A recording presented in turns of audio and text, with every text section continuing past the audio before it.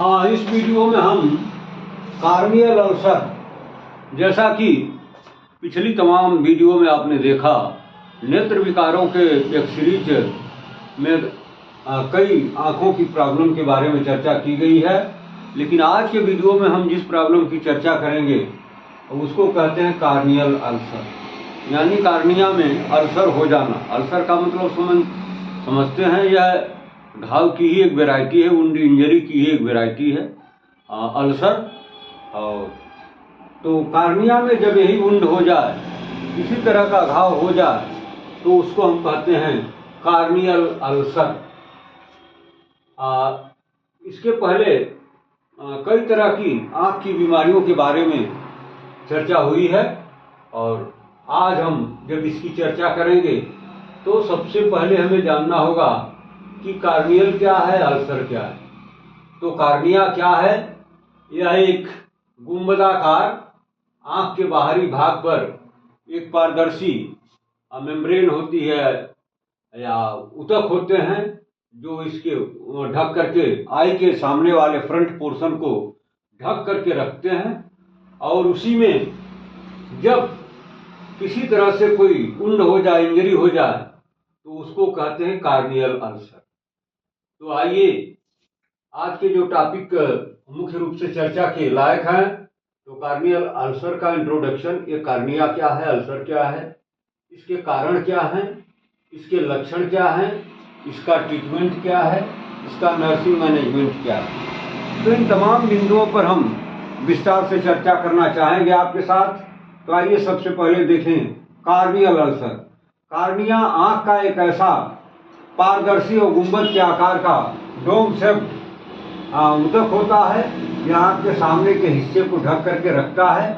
Cornea आँख के सबसे बाहरी हिस्से में पाया जाता है, यानी फ्रंट से जब आप आँख में देखते हैं जो सबसे पहले दिखेगा वो होगा कार्निया।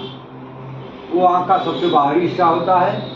यह करता क्या है, आँख के लेंस के साथ मिलकर के जो फोटो बनती है उसको रेटिना पर केंद्रित करता है और आँख की सुरक्षा भी करता है और प्रकाश को आँख में केंद्रित भी करता है। जब इसमें कोई इंजरी या घाव हो जाता है तो इसे ही हम कार्नियल अल्सर कहते हैं। तो आपने देखा कि कार्निया क्या है, तो यह आँख के फ्रंट साइड में, आँख के सबसे बाहरी भाग में एक डोम शेप्ड ऊतक होता है, जो आँख के फ्रंट पार्ट को कवर करके रखता है।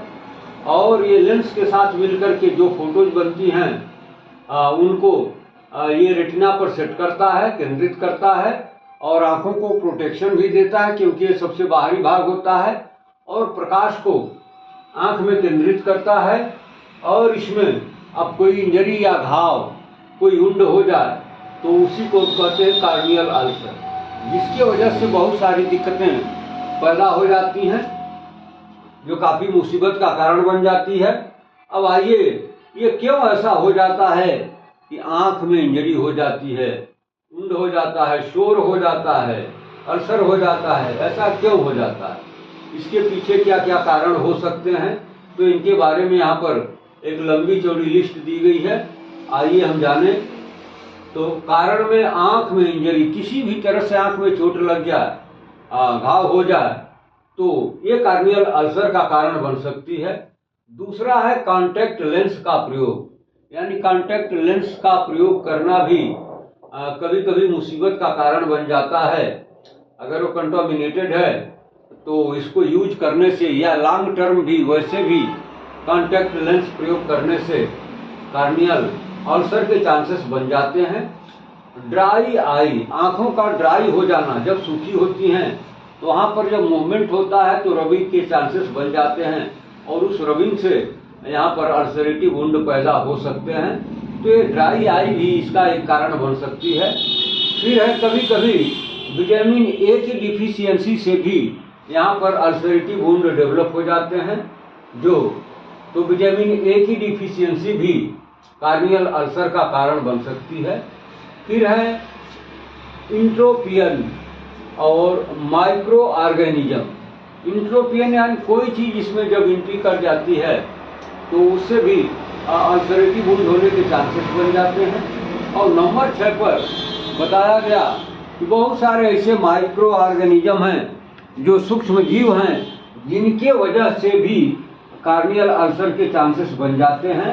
जैसे बाय नेम इनको बताया गया है स्टेफाइलोकोकस आरियस, यह एक बैक्टीरिया है जो कार्नियल अल्सर का कारण बन सकता है। फिर दूसरा है इकोलाई, फिर तीसरा बताया गया स्ट्रेप्टोकोकस विरिडेंस, और चौथा बताया गया Neisseria gonorrhoeae, Candida species, adenovirus, herpes simplex, herpes zoster. तो ये जो सूक्ष्म जीवाणु आप देख रहे हैं, सूक्ष्म जीव देख रहे हैं, इसमें ये लास्ट वाले तो वायरल हैं, बाकी जो फ्रंट वाले हैं वो सब बैक्टीरिया हैं। तो ये बैक्टीरियल इन्फेक्शन की वजह से भी कार्निया में अल्सर हो सकता है, या फिर यूँ कह लीजिए कि कुछ ऐसे वायरस हैं जैसे adenovirus, herpes simplex, herpes zoster, तो इनके वजह से भी कार्निया में अल्सर होने के चांसेस बन जाते हैं। अब अगर अल्सर हो गया तो क्या क्या लक्षण दिखेगा जिससे आप जानेंगे कि यह कार्नियल अल्सर है। तो लक्षण में कार्निया में ओपन सोर, कार्निया में ओपन सोर हो जाता है, माने बिल्कुल घाव दिखती है।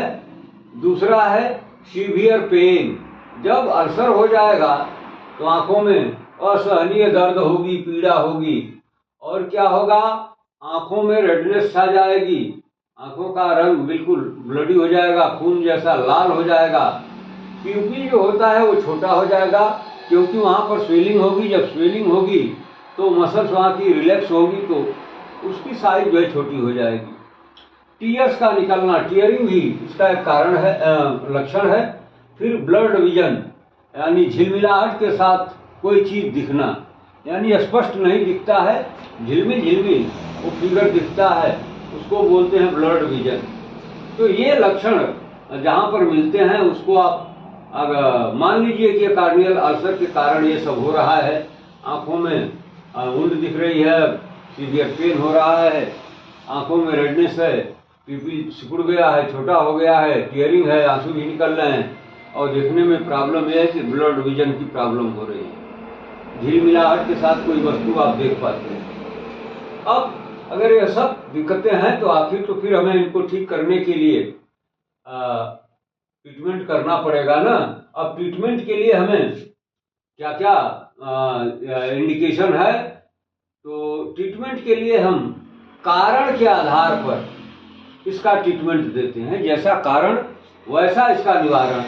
यानी अगर बैक्टीरियल इन्फेक्शन है, अगर स्टेफाइलोकोकस आरियस या इकोलाई या स्ट्रेप्टोकोकस विरिडेंस या निशेरिया गोनोरिया या कैंडिडा स्पीसीज के द्वारा अगर ये इन्फेक्शन है, अल्सरेटिव वुंड बना है, तो हम इसके लिए एंटीबायोटिक दवा जैसे का प्रयोग करते हैं। तो एंटीबायोटिक दवाओं में बहुत सारी एंटीबायोटिक दवाएं हैं जिनका यूज करने से ये कार्नियल अल्सर में आराम मिल जाता है, वो ठीक हो जाता है।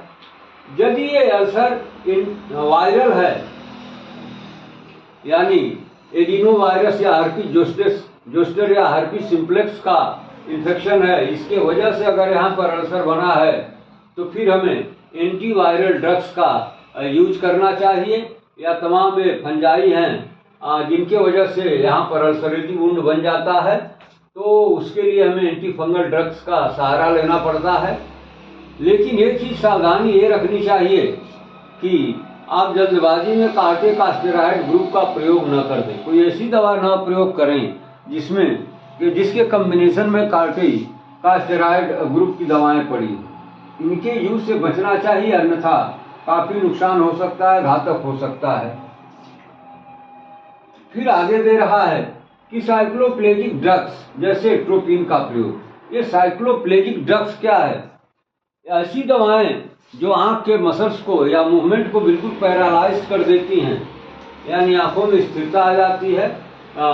तो आंखों को एग्जामिन करने के लिए ऐसे ड्रग्स का हम यूज करते हैं। तो इसमें बहुत सारी दवाएं हैं, लेकिन आमतौर से एक दवा जो सर्वसुलभ है, कहीं भी मिल जाती है, उसको कहते हैं एट्रोपिन।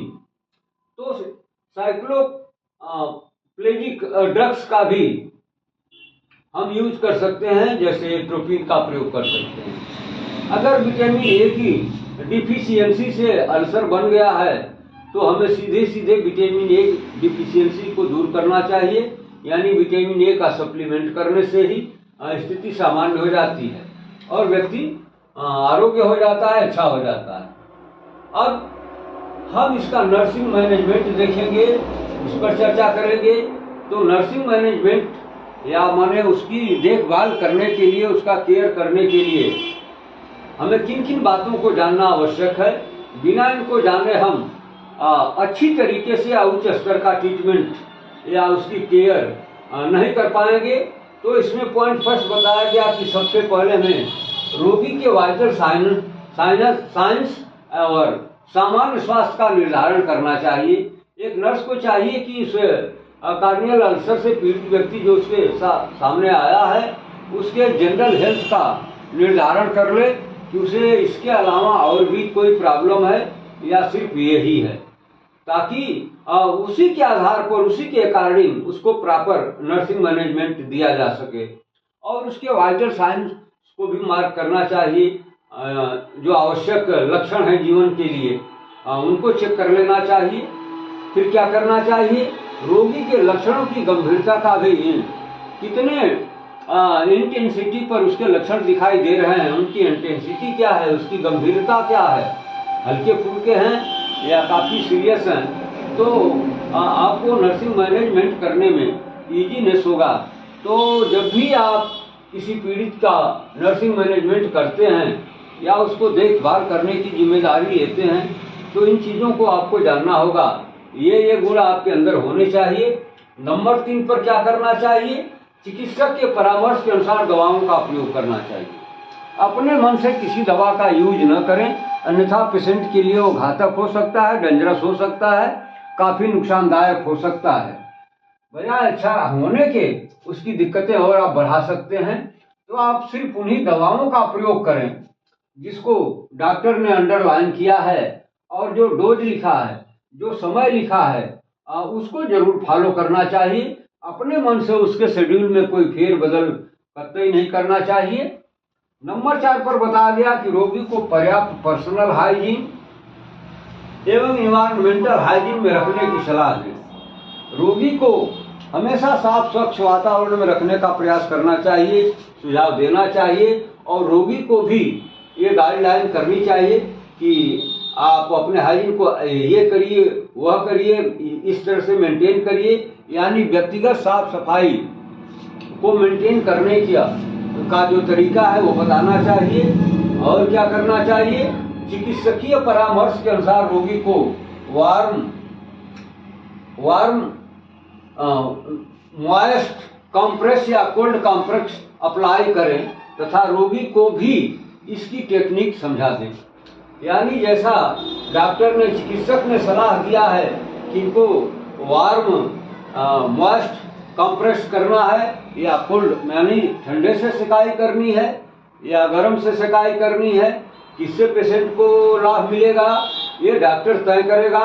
और वो जो राय देता है, जो गाइडलाइन बनाता है, उसी के अनुसार आपको ये कोल्ड कंप्रेस या वार्म मॉइस्ट कंप्रेस का प्रयोग करना चाहिए और ये पेशेंट को भी बता देना चाहिए ताकि आपके न रहने पर वह स्वयं भी इस तरह का एप्लीकेशन अपने लिए कर सके।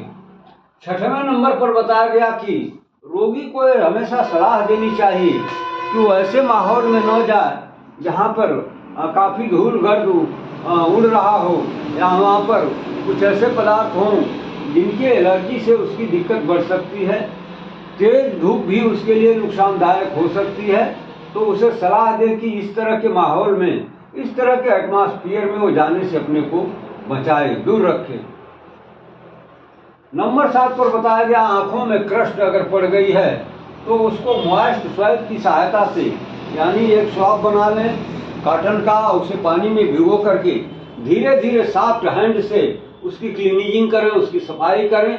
लेकिन एक चीज़ ध्यान में रखना चाहिए कि उस क्रस्ट या पपड़ी को हटाने के लिए, पपड़ी आ कहाँ से जाती है, जब टीयरिंग होती है तो फिर वो आँखों को चिपका देती है और जब सुबह सो के उठता है व्यक्ति तो उसकी आंखें चिपकी हुई होती हैं, उसे देखने में दिक्कत होती है, आंखें खोलने में परेशानी होती है। तो अगर ये कंडीशन बनती है तो उसमें घबराने की कोई जरूरत नहीं है। आप पेशेंट को सलाह दीजिए, उसको बता दीजिए कि आप एक मॉइस्ट स्वैब ले लो, मानी पानी में भिगो करके एक स्वैब बना लो और उसकी सहायता से सॉफ्ट हैंड यानी धीरे धीरे उसकी क्लीनिंग करो, सफाई करें। और क्या करना चाहिए कि जो वो सफाई करते हैं तो इनर कैंथस से आउटर कैंथस के तरफ करना चाहिए। ये कैंथस क्या है?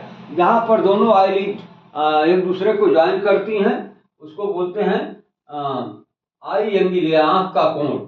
तो अंदर से बाहर जब निकालेंगे तो सारे कचरे जो हैं बाहर चले जाएंगे। यदि भूल से आपने आउटर से इनर की तरफ कर दिया तो बाहर के सारे कचरे आंख में चले जाएंगे। तो ये भूल कभी न करें। जब भी आप ये क्रस्ट या पपड़ी की सफाई करें, आंखों की धुलाई करें, आंखों खोलने के लिए जो चिपकी हुई हैं, तो एक मॉइस्ट स्वैब की सहायता से धीरे धीरे करना चाहिए। अगर आपने हार्ड हैंडल किया तो फिर वहाँ पर स्क्रैचिंग हो सकती है और उसकी घाव और थोड़ा सीवियर हो सकती है। तो बहुत सॉफ्ट हाथों से, बहुत मुलायम हाथों से धीरे धीरे उसे क्लीन करना चाहिए, साफ करना चाहिए। और साथ में एक बात ये भी ध्यान रखना चाहिए कि ये जो कचरा आप साफ कर रहे हैं क्रस्ट वाला, वो इनर कैंथस से आउटर कैंथस के तरफ ही करना चाहिए, भूल से भी बाहर से अंदर की तरफ नहीं करना चाहिए। 8वें नंबर का जो उपाय बताया गया नर्सिंग मैनेजमेंट के लिए वो ये है कि आंखों को बार बार हाथों से छूने से बचना चाहिए।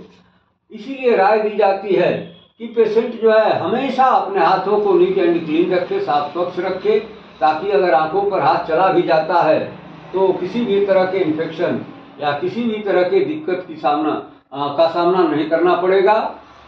और नंबर 9 पर बताया गया कि जब तक इसका इन्फ्लेमेशन यानी हीलिंग नहीं हो जाती है घाव की, तब तक इन्फ्लेमेशन जाने वाला नहीं है। जब घाव भर जाएगी, सूख जाएगी, ड्राई हो जाएगी तो इन्फ्लेमेशन भी चला जाएगा। लेकिन जब तक ये कंडीशन है कि उसमें इन्फ्लेमेशन है या स्वेलिंग है, सूजन है, तब तक उसे सलाह दीजिए कि वो कॉन्टैक्ट लेंस का प्रयोग कतई न करे, क्योंकि ऊपर आपने इटियोलॉजी में देखा है कि कभी कभी कॉन्टैक्ट लेंस का प्रयोग भी कार्नियल अल्सर का कारण बन जाता है। और जिसको हो चुका है और वो कॉन्टैक्ट लेंस का यूज करेगा तो निश्चित रूप से मानिए कि उसकी दिक्कतें बढ़ सकती हैं।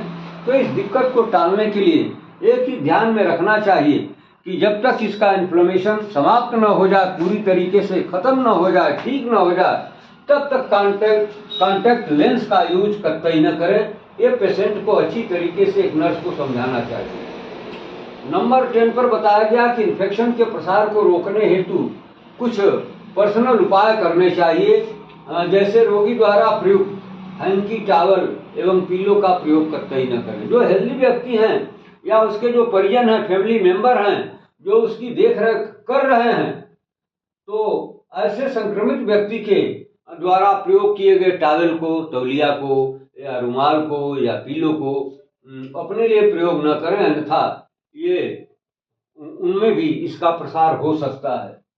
नंबर 2 में क्या करना चाहिए? क्लीनिंग में प्रयुक्त स्वैब का निस्तारण उचित तरीके से करना चाहिए। यानी आंखों के क्रस्ट को हटाने के लिए जो स्वैब आपने तैयार किया, जिसके मदद से आपने आंखों की सफाई किया, उस स्वैब का डिस्पोजल प्रॉपर तरीके से करना चाहिए, अन्यथा उसके थ्रू दूसरा हेल्दी व्यक्ति भी कार्नियल अल्सर का शिकार हो सकता है। तो इससे बचने के लिए उस स्वैब का डिस्पोजल, उसका निस्तारण प्रॉपर तरीका जो मेडिकल का बताया गया है उसके अनुसार ही करना चाहिए। नंबर 3 में क्या प्रिकॉशन लेना चाहिए? रोगी के सिक्रीशन से, जैसे नेजल सिक्रीशन होता है, आई से सिक्रीशन होता है या थ्रोट से कोई सिक्रीशन आता है, निकलता है, तो इस तरह के सिक्रीशन से जो पीड़ित व्यक्ति के बॉडी से बाहर आ रहे हैं, इससे जो उसकी केयर करने वाले या नर्स खुद को अपने को बचाने के लिए इस तरह के सिक्रीशन या डिस्चार्जेस से के टच में अपने को न रखें, इसे दूरी बना करके रखें ताकि अपने को सेफ रखें। तो ये रहा कार्नियल अल्सर। आइए एक बार रिपीट करते हैं, कार्निया क्या है, अल्सर क्या है, दोनों को मिला दिए कार्नियल अल्सर हो गया। यानी यह है आंख की ही एक प्रॉब्लम है जिसको हम नाम देते हैं कार्नियल अल्सर। यानी कार्नियल क्या है? यह एक आंख का वह गुंबदाकार पारदर्शी टिश्यू होता है जो आंख के बिल्कुल फ्रंट में सामने बाहरी हिस्से में होता है। ये आंख को ढकने का कार्य करता है और आंख के लेंस के साथ मिलकर के जो फोटोज बनती हैं उनको रेटिना पर सेंट्रलाइज करता है। फिर आंखों को प्रोटेक्शन भी देता है और प्रकाश को आंख के अंदर केंद्रित करता है। अब इसी कार्निया में जब कोई उंड हो जाए, कोई अल्सरेटिव उंड हो जाए, तो उसको हम नाम देते हैं कार्नियल अल्सर। अब इसके कारण में बताया गया जो सबसे अहम कारण है आंख में इंजरी का होना, यानी आंख में किसी तरह से घाव लग जाए, झटका लग जाए तो कार्नियल अल्सर हो सकता है। ये बहुत कॉमन प्रॉब्लम है, आमतौर से आप आए दिन देखते रहते हैं अपने अगल बगल। यह कोई बहुत विरल बीमारी नहीं है। थोड़ा सा सावधानी हटी, दुर्घटना घटी, तो इस तरह के आंख में इंजरी ये बहुत सामान्य बात है, प्रायः होती रहती है। दूसरा जो कारण बताया गया वो है कॉन्टैक्ट लेंस का प्रयोग। लंबे समय तक यदि आप कॉन्टैक्ट लेंस का यूज करते हैं तो कार्नियल अल्सर की प्रॉब्लम हो सकती है। या फिर अगर कंटामिनेटेड है तो उससे भी कार्नियल अल्सर के चांसेस बढ़ जाते हैं। आंखें कभी कभी ड्राई हो जाती हैं। जब ड्राई होती हैं और वो मूवमेंट में आती है तो उससे रबिंग होती है और वहाँ पर अल्सरेटिव वुंड बनने के चांसेस बन जाते हैं। कभी कभी ये विटामिन ए की डिफिशियंसी से भी इस तरह के घाव वहाँ बन जाते हैं, इंजरी बन जाती है। तो ये भी एक कारण हो सकता है, विटामिन ए डिफिशियंसी। इट्रोपियन भी इसका एक कारण हो सकता है। और कुछ छोटे छोटे सूक्ष्म जीव होते हैं जिनके इन्फेक्शन के द्वारा ये कार्नियल अल्सर की प्रॉब्लम हो सकती है, जैसे स्टेफाइलोकोकस ऑरियस है, ई कोलाई है, स्ट्रेप्टोकोकस विरिडेंस है, निसेरिया गोनोरी है, फिर कैंडिडा स्पीसीज हैं, एडिनोवायरस हैं, हर्पीस सिम्प्लेक्स है, हर्पीस जोस्टर है। तो ये तमाम जो नाम आप देख रहे हैं इनमें से किसी के भी वहाँ पहुँचने से और उसके द्वारा किए जाने वाले इन्फेक्शन के परिणाम स्वरूप इस तरह का वुंड हो जाता है कार्निया पर, जिसको हम नाम देते हैं कार्नियल अल्सर। अब इसके ट्रीटमेंट में, इसके लक्षण में क्या क्या मिलेगा आपको? कार्निया में ओपन सोर मिलेगा। सोर का मतलब वुंड, घाव। जैसा कि बेड सोर तो बहुत कॉमन टर्म है, तो बेड सोर आपने देखा, यानी वह घाव जो बिस्तर पर लेटने के कारण हो जाता है। उसी तरीके से ये आंख में ओपन सोर होता है, बिल्कुल सामने ये दिखता है, खुली हुई घाव है। दूसरा है सीवियर पेन। जब ये अल्सर हो जाता है कार्निया में तो असहनीय पेन की फीलिंग होती है पीड़ित व्यक्ति को, और उसकी आंखें बिल्कुल रेड कलर की लाल हो जाती हैं और उसका जो पीपील है वो सिकुड़ जाता है, नैरो हो जाता है, कंस्ट्रिक्शन में चला जाता है, छोटा हो जाता है। टीयरिंग होती है, मतलब आंसू निकलते हैं, और ब्लड विजन की प्रॉब्लम हो जाती है। यानी जब वो दूसरी तरफ वस्तुओं को देखता है तो झिलमिल झिलमिल दिखती हैं, बिल्कुल क्लियर पिक्चर उसको दिखती नहीं। अब इसके ट्रीटमेंट में बताया गया है कि जैसा कारण वैसा निवारण। अगर ये बैक्टीरियल इन्फेक्शन की वजह से हुआ है तो इसमें एंटीबायोटिक ड्रग्स का हम यूज करेंगे। यदि वायरल इन्फेक्शन है तो एंटीवायरल ड्रग्स का यूज करेंगे। यदि ये किसी फंजाई के वजह से हुआ है तो एंटी फंगल ड्रग्स का प्रयोग करेंगे। लेकिन एक चीज तो दिमाग में रखना चाहिए कि चाहे जो भी ड्रग यूज करें आप, लेकिन कार्टिकास्टेरॉइड ग्रुप से बने हुए किसी भी आई ड्रॉप या किसी भी ऑइंटमेंट का यूज कतई न करें, अन्यथा पेशेंट के लिए आप भारी मुसीबत पैदा कर सकते हैं। फिर ऐसे ड्रग का भी हम यूज करते हैं जो आंखों को चेक करने के लिए प्रयोग किए जाते हैं। इनको कहते हैं साइक्लोप्लेजिक ड्रग्स। ये ड्रग्स करते क्या हैं कि आंख में बिल्कुल पैरालाइज्ड की कंडीशन पैदा कर देते हैं, यानी मूवमेंट को बिल्कुल ब्लॉक कर देते हैं, आंख को स्थिर कर देते हैं। ये ड्रग है जैसे एट्रोपिन, इसमें भी बहुत सारे ड्रग्स हैं। और अगर ये विटामिन ए की कमी से अगर ये वुंड हुआ है तो फिर हमें सीधे सीधे विटामिन ए का सप्लीमेंट कर देना चाहिए। उसी से व्यक्ति सामान्य हो जाएगा, स्वस्थ हो जाएगा। अब नर्सिंग मैनेजमेंट के लिए हमें क्या क्या जानकारी होनी चाहिए? तो सबसे पहले एक नर्स को चाहिए उस रोगी के वाइटल साइनस को चेक कर ले, फिर उसका जनरल स्वास्थ्य, उसका सामान्य स्वास्थ्य कैसा है उसका असेसमेंट कर ले, निर्धारण कर ले और उसी के अनुसार उसके ट्रीटमेंट, उसके मैनेजमेंट की व्यवस्था बनाए। दूसरा है रोगी के लक्षणों की सीवियरिटी, यानी उसके लक्षण कितने गंभीर हैं या सुपरफिशियल हैं, ये जान करके ही तो आप प्रॉपर ट्रीटमेंट या प्रॉपर मैनेजमेंट उसका कर सकते हैं। तो दूसरी बात ये ध्यान में रखनी चाहिए एक नर्स को कि उसके लक्षणों की गंभीरता का वो निर्धारण करे और उसी अनुसार उसको मैनेज करे। तीसरा बताया गया कि चिकित्सा के परामर्श के अनुसार दवाओं का प्रयोग। डॉक्टर ने जैसे जैसे दवाओं के यूज के लिए विधि विधान बताया है, तरीका बताया है, जो शेड्यूल उसने तय कर दिया है कि इतने ही पावर की दवा आपको लेनी है, इतने mg की दवा लेनी है और इस टाइम लेनी है, उस टाइम लेनी है, जिस टाइम भी लेनी है, कौन ओडी है, कौन बीडी है, कौन टीआईडी है, तो इस अनुसार ही आपको फॉलो करना है। अपने मन से उसके शेड्यूल में कोई प्रयोग करना कार्नियल अल्सर के पेशेंट के लिए नुकसानदायक हो सकता है। फिर है रोगी को पर्याप्त पर्सनल हाइजीन, मानी व्यक्तिगत साफ सफाई पर उसे क्या करना चाहिए, इसकी पूरी जानकारी रोगी को देना चाहिए और उसको सलाह देनी चाहिए कि वो हमेशा इन्वायरमेंटल हाइजीन में पड़ा रहे, यानी ऐसे वातावरण में जहाँ पर न डस्ट हो, न कोई एलर्जिक सब्सटेंस हो, न धुआं हो, न धूप हो, तो इस तरह से उसको आप अच्छे से मैनेज कर पाएंगे। फिर बताया गया कि चिकित्सकीय परामर्श के अनुसार ही रोगी को वार्म मॉइस्ट कंप्रेस या कोल्ड कंप्रेस अप्लाई करें, यानी रोगी को वार्म मॉइस्ट कंप्रेस की ज़रूरत है या कोल्ड कंप्रेस की ज़रूरत है, जैसी उसकी नीड होगी ये डॉक्टर आपको राय देगा, सलाह देगा, तो उसी के अनुसार आपको आंखों को कंप्रेस करना चाहिए तथा रोगी को इसकी टेक्निक भी बता देनी चाहिए ताकि वह स्वयं भी इसको कर सके और इसका लाभ ले सके। छठा बताया गया कि कार्नियल अल्सर से पीड़ित व्यक्ति को तेज धूप में बाहर नहीं निकलना चाहिए या फिर ऐसे जगह न जाए जहां मिट्टी का धूल गर्द गुबार उड़ रहा हो या फिर कुछ ऐसे एलर्जिक चीज़ें वहां हों जिसके एलर्जी से उसकी गंभीरता और बढ़ सकती हो, तो ऐसे एटमॉस्फेयर से उसे दूर रहने की सलाह देनी चाहिए। और आंखों में कभी कभी टीयर्स के वजह से क्रस्ट बन जाती है, आंखें सट जाती हैं। अब व्यक्ति जब सो के उठता है सुबह तो उसे आंखें खोलने में दिक्कत होती है, तो इसके लिए क्या करना होगा, एक स्वैब बना लीजिए कपड़े का, उसको भिगो लीजिए पानी में, भिगो करके धीरे धीरे मुलायम हाथों से उसकी क्लीनिंग करिए, सफाई करिए और वो सफाई हमेशा इनर कैंथस से बाहर कैंथस के तरफ ही करना चाहिए, अन्यथा उसके कचरे सही ढंग से साफ नहीं हो पाएंगे। आंखों को बार बार छूने से बचना चाहिए, लेकिन यह स्वाभाविक प्रक्रिया है। लाख सावधानी के बावजूद भी हाथ जो है आंखों पर चले ही जाते हैं, तो इसका एक ही काट है, एक ही उपाय है कि हाथों को हमेशा 24 घंटा वो पेशेंट जो है बिल्कुल नीट एंड क्लीन, साफ स्वच्छ रखे, ताकि अगर हाथ चले भी जाए तो उसका कोई नुकसान न हो।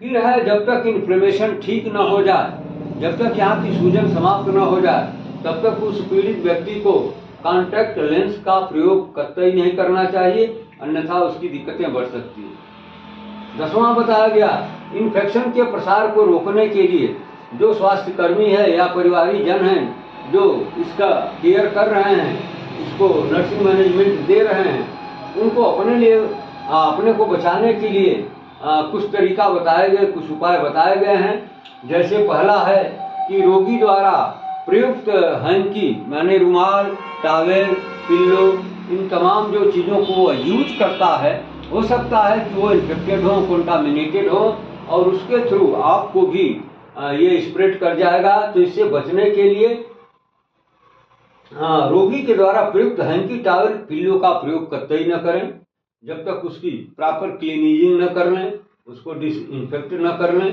तब तक इनका यूज न करें। दूसरा उपाय बचने का ये बताया गया कि क्लीनिंग में प्रयुक्त जो स्वैब होता है, जिससे क्रस्ट को आपने हटाया है, वो इन्फेक्टेड है, कंटामिनेटेड है, तो उसको ये रिप्लेस करने के लिए, डिस्पोज करने के लिए जो मेडिकल का उचित तरीका बताया जाता है, उसी के अनुसार उसका निस्तारण करना चाहिए, अन्यथा इसके थ्रू यह दूसरे हेल्दी व्यक्ति में भी स्प्रेड कर जाएगा और फैल जाएगा।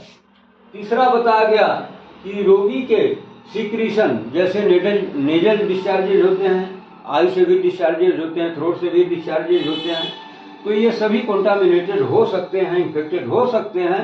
तो इनसे बचने के लिए इससे कार्नियल अल्सर से बचने के लिए जरूरी है कि ये नेजल डिस्चार्ज हो, चाहे आई डिस्चार्ज हो, चाहे थ्रोट से डिस्चार्ज हो रहा हो, उसके कांटेक्ट में अपने को आने से रोकना चाहिए, बचना चाहिए।